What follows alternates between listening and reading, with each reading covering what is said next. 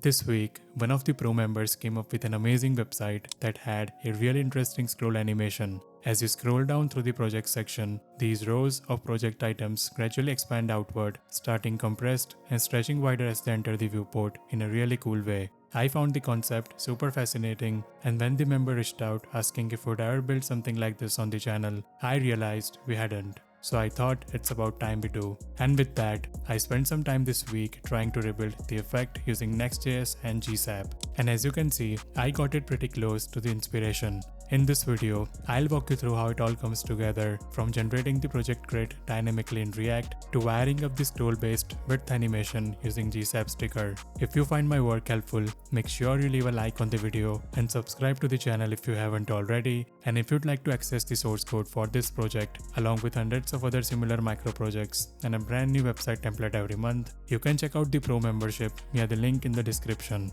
Alright, let's jump into the code.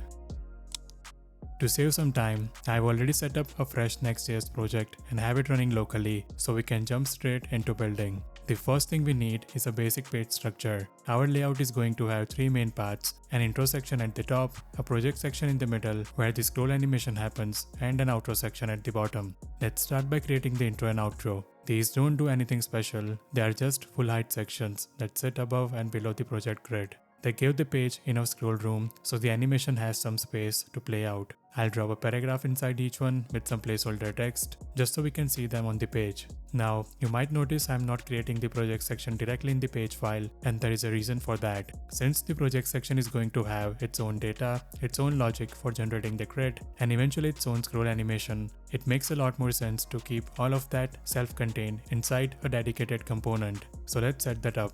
Inside the source directory, I'll create a components folder, and within that, a folder specifically for our project's component. Inside that folder, I'll create our main component file, projects.jsx. For now though, I'll just return a single paragraph as a placeholder. We just want to confirm it renders before we start building it out. Back in the page file, I'll import the project's component and drop it in between the intro and outro sections. And if we check the browser, there it is, showing up right where we expect it. Everything is connected. Now before we start building the grid, we need two things: the images and the project data. For the images, I'll head into the public directory and drop in a set of photos. Placing them in public directory means we can reference them directly by path without any extra configuration. Next.js serves everything inside this folder as static assets. For the data, I'll create a new file called projects.js right next to our component. Inside, I'll export an array of objects, each one representing a single project with a name, a year, and a path pointing to one of those images we just added. By keeping the data separate from the component, it stays easy to update or swap out later without touching any of the rendering logic. With the assets and data in place, we are ready to head back into the project's component and start generating the grid. Now, since we are going to be working with React hooks and browser APIs for scroll animation, the first thing we need to do is add the use client directive at the top of the component. This tells Next.js to treat this as a client-side component, which is required whenever we are using things like useEffect or useRef. Speaking of which, let's import those. We'll need useRef to hold references to the DOM elements we'll be animating. Next, I'll import the projects array from the data file we created earlier. This is what we'll loop through to populate each row of the grid. Now let's define a couple of constants: projects per row, which I'll set to 9, and total rows set to 10. These control how many items appear in each row and how many rows we generate in total. You can tweak these numbers depending on how dense you want the grid to look, but 9 by 10 gives us a nice full layout to work with. Inside the component, I'll set up two refs. The first one, section ref, which will point to the outer section element that wraps the entire grid. The second, rows ref, is an array that will store a reference to each individual row. We'll need both of these later to measure dimensions and apply the scroll animation. Now let's build the actual grid data. I'll create an empty array called rows data and counter to track which project we are on. Then I'll loop through the total number of rows, and for each row, I'll loop again to push the right number of projects into it. The key detail here is the modulo operator. Since we only have 16 projects in our data, but we are generating 90 items across the grid, this makes sure we cycle back to the beginning of the array once we have used every project, so the images repeat seamlessly without ever running out. Now let's replace that placeholder paragraph with the actual JSX. The component returns a section element with our section ref attached and the projects class applied. This is the same class we'll target in CSS for layout and overflow. Inside that, we'll map over rows data. Each row renders as a div with the class name projects row, and this is where the ref callback comes in. For each row element, we push it into our rows ref array at the matching index. This gives us direct access to every row in the DOM, which is exactly what we need for the scroll animation later. Then, inside each row, we map over the individual projects. Each project renders as a div containing two parts, an image container with the actual image tag, and an info section that displays the project name and year side by side. Once we hit save and check the browser, there it is, the full grid of projects rendering across 10 rows. It doesn't look great yet, everything is unstyled and stacking however the browser wants, but the structure is solid and the data is flowing through correctly. Now let's move on to the CSS and get this looking right. So I'll head over to the global CSS file and start styling everything. First, I'm importing the new Montreal font from an external font CDN. It's a clean, modern sans serif font and it fits really well with this kind of minimal grid layout. Then I'll do a standard reset, removing all default margins and paddings and setting every element to border box sizing. For the body, I'll apply our imported font as the main typeface across the entire page. For images, I'm making sure they always fill their container completely, both in width and height, and using object fit cover so they scale proportionally without any stretching or distortion. This is important because our project images are going to sit inside the fixed aspect ratio containers and we want them to always look right regardless of their original dimensions. For paragraph elements, I'm setting them to uppercase with a medium weight and tight letter spacing. This gives all the text across the layout that clean, editorial feel. Now for the intro and outer sections, these are both full viewport height with overflow hidden. I'm using flexbox with center alignment on both axes. This centers the content inside them, so the placeholder text sits right in the middle of the screen. The project section is where the layout gets more interesting. Its full width uses flexbox in a column direction and centers all its children horizontally using a line item center. There is a small gap between each row and a slight padding on top and bottom. The overflow is set to hidden, and this is really important because the rows are going to be wider than the viewport. Without adding overflow, we'd get horizontal scroll bars as the rows expand during the scroll animation. For each project's row, this is the key part. The width starts at 125%, so right from the start, every row is wider than the screen. This is the compressed starting state. Later in the JavaScript, we'll animate this width to expand even further as the user scrolls. The rows use flexbox with a gap between each project item, so everything spaces out evenly. Each individual project uses flex1, so they all share the row width equally. I am giving them a 7:5 aspect ratio, which keeps every project card the same proportion. The overflow is hidden and the layout is set to flex column, so the image and the info section stack vertically inside each card. The project image container takes up all the available space using flex1 with min height set to 0. Overflow is hidden here as well to keep everything contained. The project info section sits below the image. It's a simple flex row with space between, so the project name sits on the left and the year on the right. There is a small padding above and below, and the font size is slightly smaller than the rest of the text to keep it subtle. If we save and check the browser now, the grid should be looking a lot closer to what we are going for. That's all you need when it comes to styling. Now let's move on to the fun part, wiring up the scroll animation. Before we get to scroll animation, let's set up smooth scrolling on the page. For that, we'll be using Lenis, which is a lightweight smooth scroll library that works really well with GSAP. First, since we are going to be using hooks in our page file, I need to add use client directive at the top. Then I'll import React Lenis from the Lenis React package. This gives us a ready-made wrapper component that handles the smooth scroll setup. Next, I'll import use effect and use ref from React, and also GSAP since we'll be syncing Lenis to GSAP's internal ticker. Inside the component, I'll create a ref called Lenis ref. This will give us access to the Lenis instance so we can control it manually. Then inside a use effect, I'll set up the connection between Lenis and GSAP. I've actually pulled this straight from the Lenis documentation. It's the recommended approach for syncing the two together. This keeps everything perfectly in sync, so when we add scroll-based animations later, the timing is always consistent with the smooth scroll. We also disable GSAP's lag smoothing that prevents any frame drops from causing jumpy or inconsistent scroll behavior. Finally, I'll wrap all of our page content inside the React Lenis component. We pass it the root prop,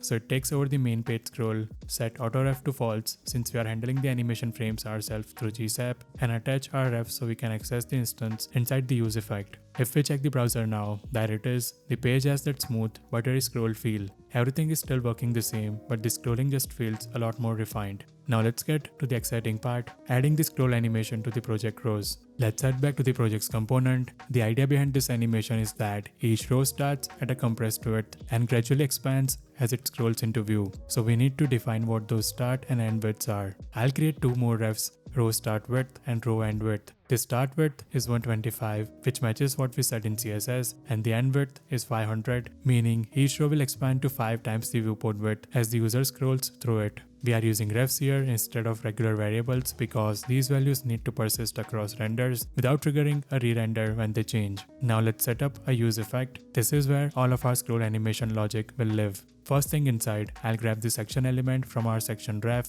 If it doesn't exist for some reason, we bail out early just a safety check. Then I grab all the row elements from rows ref. Next, I'm checking whether we are on a mobile screen by looking at the viewport width. If the screen is smaller than 1000 pixels, we use large percentage values for both the start and end widths, 250 and 750 instead of 125 and 500. This compensates for narrower viewport. Without this adjustment, the rows would look too thin on smaller screens and the animation wouldn't have the same visual impact. Now here is the important step. We need to calculate how tall the project section should be. And the reason is, once the rows expand to their full width during scrolling, each row gets taller because the images maintain their aspect ratio. If we don't account for that, the section height won't match the expanded content and the scroll animation will feel off. To figure out the right height, I temporarily set the first row to its maximum expanded width, measure how tall it becomes using offset height, and then right away reset it back. This gives us the expanded row height without the user ever seeing that flash. It all happens in a single paint cycle.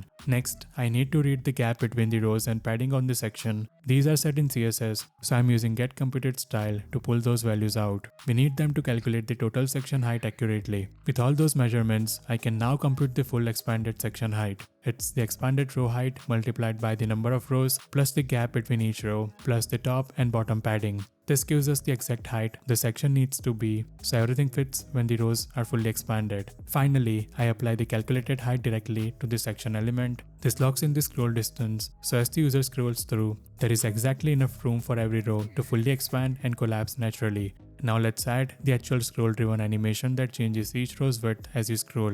I'll create a function called onScrollUpdate. The job of this function is simple. Every time the screen updates, it checks where each row is on the screen and adjusts its width based on how far through the viewport it has scrolled. Inside, the first thing I do is grab two values, the current scroll position using scroll Y and the viewport height using inner height. We need both of these to figure out where each row sits relative to what user can actually see on the screen. Then I loop through every row using for each method. For each row, I get bounding client rect. This gives us the row's position relative to the viewport, but since that position changes as you scroll, I convert it to an absolute position in the document by adding the current scroll Y to the top value. I also calculate the absolute bottom of the row by adding its height to that top value. Now we know exactly where each row starts and ends in the full page. Next, I define the scroll range for each row, basically the window of the scroll distance over which the animation should play out. The animation starts when the row's top edge first enters the bottom of the viewport, that's row top minus viewport height,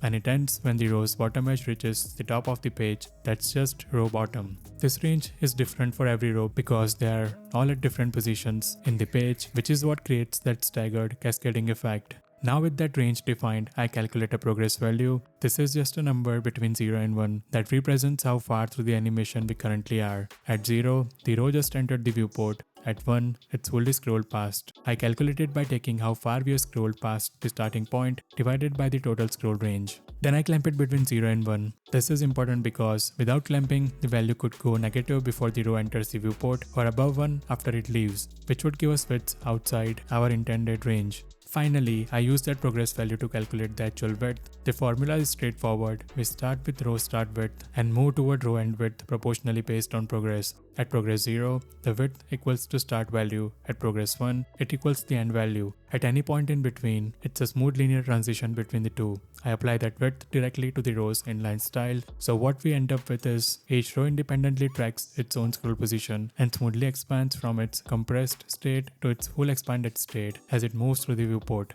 And because every row is at different vertical position, they each start and finish their animation at different scroll points, which is what gives the whole page that cool wave-like motion. To make this function actually run, I'll add it to GSAP's ticker. The ticker fires a callback on every animation frame, so our scroll update runs roughly 60 times a second, keeping the width changes perfectly smooth. And because we already synced Lenis to the same GSAP ticker earlier, the smooth scrolling and the width animation are running on the exact same clock, so everything stays perfectly in sync. And if we check the browser now, there it is, the scroll animation is working.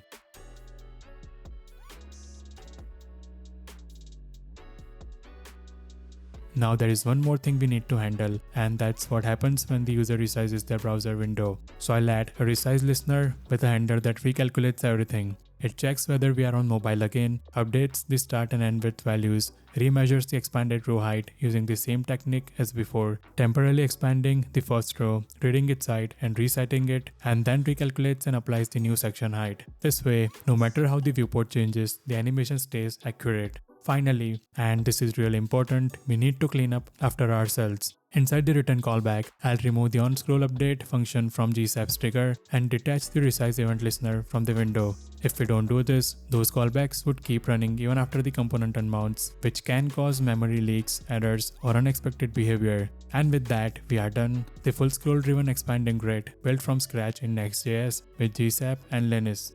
Hope you found the video helpful. See you in the next one.